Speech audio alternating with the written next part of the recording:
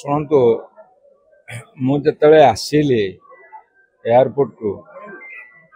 मु भीड़ काटिक आसी पारे स्वत प्रवृत्त भाव में जनसाधारण माड़ी आशार सबुठारु प्रिय एवं लोकप्रिय नेता नवीन पट्टनायक देखापी मुंबई रे अस्त्रोपचार सफलतार सहकारी होती सुस्थ होकर फेरुंट पुणी ओडिशा राजनीतिर मंग धरी आगू बढ़ दल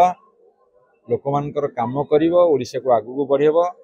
से जो उत्साह से उद्दीपना आज हजार हजार लोकों गहन आम देखिपुचु एवं ये गोटे नुआ संकेत गोटे जिन जानी नवीन बाबू जो जाते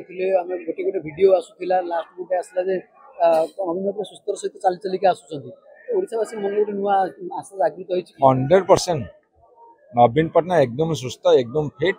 पुणी आगामी दिन लड़ाई तीव्रतर हम एवं नेतृत्व नवीन पट्टनायक ने ए भावार किसी ना बर्तमान राज्य राजनीति जो हटचमट चली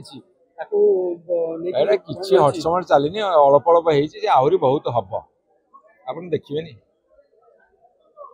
आज गोटे दिन में नवीन बाबू को आम